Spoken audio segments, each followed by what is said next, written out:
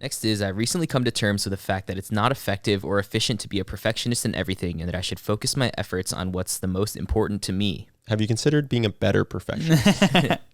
But for so-called higher order goals, it seems to me if this is one of the guiding principles of my life, I shouldn't be settling.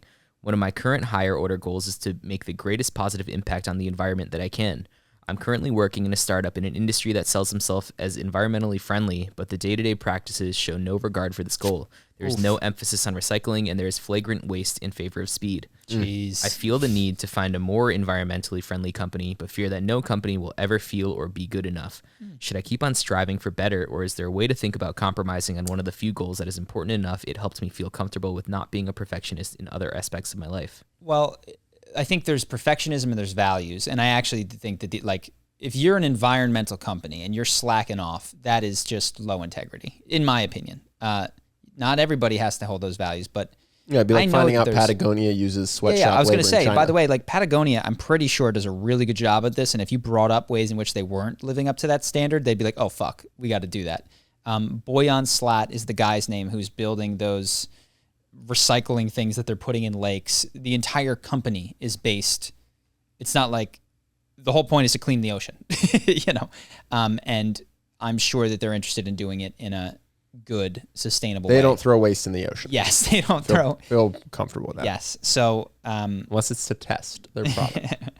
you can find those companies. If Boyan Slat, he's so, I mean, just awesome. Like I hope that he's the real deal, not like a Theranos lady. But it's really, really cool what they're up to. So I believe that there are companies out there that are living in higher integrity, and the perfectionism thing I actually don't see as well. It depends. Perfectionism versus just going for good or great or excellent. If this is your first company that you've ever worked for in the environmental industry and you feel like they're not really up to snuff and you want to make friends at other companies and ask like, hey, we just throw our printing ink we out. print everything. We don't recycle paper. Yeah. How does that work for you? You can ask the people that work at go to a conference for your competitors or peers or whatever and see if people are like, oh, what? No, we don't print anything. Everyone gets digital. There's an iPad per team and we even share the iPads and you go, oh, wow, that's a better way to do it. Yeah. If you've worked at 6 companies and you go, this is the best, most environmentally friendly one, but it still has more room to grow, then maybe that's where you just go to the CEO and say, hey, we're the best of the 6 I've worked at, but I do see areas for improvement, and try to improve from within. But if it's your first one or your second one, you got to go at least talk to people that work at other companies and see if there are places that are doing it better. Yeah, so when I listened to the question, I was like, this actually doesn't feel like a question about perfectionism. It actually feels like you've identified low integrity business practices. Unless it's your 10th company and no company's ever good enough for you. Yeah. Nobody's ever good enough then for it's you. Perfectionism. Mm-hmm. Yep. Cool. Next one is, I own a marketing company, and for over the past year, I've purchased over 25 domain names and have more product/service ideas than I could even count. However, it's unrealistic to tackle all of them at once, although I foresee multiple of them becoming successful business endeavors. For more context, I've been through marketing step by step, and I have a good grasp on how to make many of these ideas successful. I'm just having trouble staying realistic and tempering my enthusiasm to do everything at once. How would you decide where to double down, and when you make that decision, how would you stay committed to it? What if a new idea comes into play midway through? I'd really appreciate your personalized opinions on this and maybe an example of a time you went through this in your lives. So I can think of a friend because I've never... I thought of the same friend. I've never had this instinct. I had one idea and here we are. I have a friend who's very successful. He will start multiple projects at the same time, but not all of them, obviously. He'll do a cap, let's say 3. And he will very quickly try to run what is called an MVP, minimal viable product, to figure out which he thinks has the most legs. He'll make a landing page.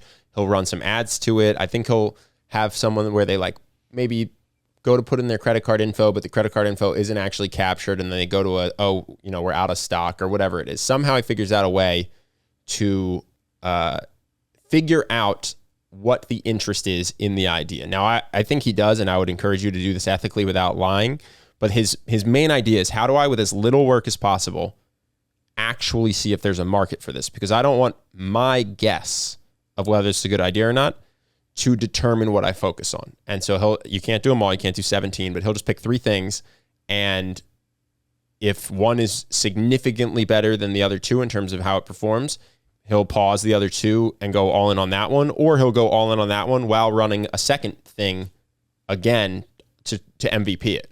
But he basically lets clients determine what he focuses on by seeing how many people are quick to give him money when he offers the service or product. Mm-hmm.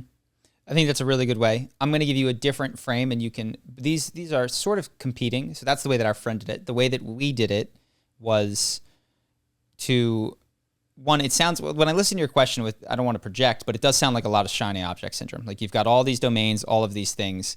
So that's one way to narrow it down to a handful of things. Then you're going to have to be disciplined for weeks and months and maybe years to stick with that thing. Of course, there's a time to cut your losses, but my suspicion is that you are much more excited to start things than you are to follow through on them. So you're going to have to resist that urge. What Ben and I did was ask the question instead of, technically, we did have a long list of options at the beginning. Mm-hmm. Of all of these, which of these do we love and would we do for free and will we stick with through the inevitable ups and downs of business? And would be most excited if it succeeded. Yes. So, I could sell I'll sell glittering paintball guns or glittery paintball balls because they're harder to wipe off, and not when we play paintball, our friends cheat. Okay, well, if that was successful, how hyped would I be relative to Charisma on Command? Yeah. I'd be way more excited to have started Charisma on Command. So that was a big part of it too. It's like, let's assume these all are going to work. Mm-hmm. What am I more excited to run? Mm-hmm. And so what that will get you is a strong work ethic reason why, or at least that's what it's got us. Is like, look, I'm going to be learning about people whether or not I have Charisma on Command. So I can take this and try to make it into something that I am truly one of the best at in the world, or I could go to glittery paintballs and that my work ethic is probably going to falter. Well, that's a big difference between us and this guy. My friend, my impression is that you can give him any idea, and as long as there's a market, he will work his ass off. He's really smart, and he'll make it work. Yeah. And for us, that's not true. I mean, I left private equity. Clearly, I didn't want to put in a bunch of work doing anything as long as it made a bunch of money, because I had that offer, right? So to leave that, obviously, I needed something else. I needed something I cared about in a different way. And our friend's just not like that. He's just cool to just start what makes sense for him in terms of financial success. So it depends how you're wired.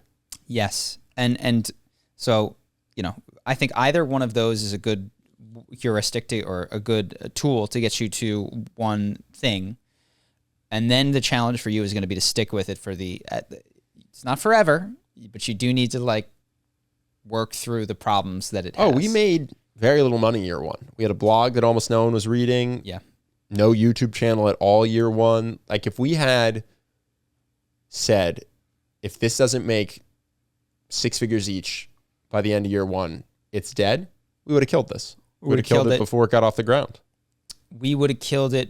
It took at least 3-ish years to get there, I think, because like I said, it was like 30K each the first year, 55K each the second year. And then I think the third year is when it tripled because we got YouTube going. But that was years of, not years of the entire time, but I was sleeping on the ground, Airbnb being my place, Yeah, it's just, and everyone's different, and maybe we would be more successful if we were like our friend and killing stuff quickly. But just for us, at least, how much money we made in the first 6 months was not at all indicative of how successful the business could be. It was indicative of our skills as business people. We really did have to pivot. If I just kept writing articles to the end of time, I forgot about this because I sometimes tell the story and you abbreviate because you forget about the failed attempts. While we were in Brazil, I recorded 10, 20, maybe 30 videos of me on the beach giving advice, sitting in a chair under an umbrella. And I just forgot about that because they did nothing and no one watched them or cared. You also spent months making a manifesto. Yeah. I spent months on a poster because the Holstey guys hit it. Oh my gosh. The Holstey guys crushed it. I thought the manifesto was great. It had one spelling error, but that's par for the course for Charisma on Command. Yeah, come on, Taranto. But yeah, so I forget all of the things that failed within the business. The only way that I can be successful is to be doing something where I will tolerate that degree of failure because I can't succeed without that much failure. Yeah. So that's me. Some people are built differently. Cool. Hope that you guys enjoyed that clip. If you want to see more like this and have us do more podcasts, we are 100% funded by our generous patrons. And if you'd like to contribute, there's a link in the description, and we'll have one pop up on the screen right here so that we can do more podcasts where we have fun conversations and hopefully some deep ones like this. Either way, hope that you enjoyed the video, and I will see you in the next one.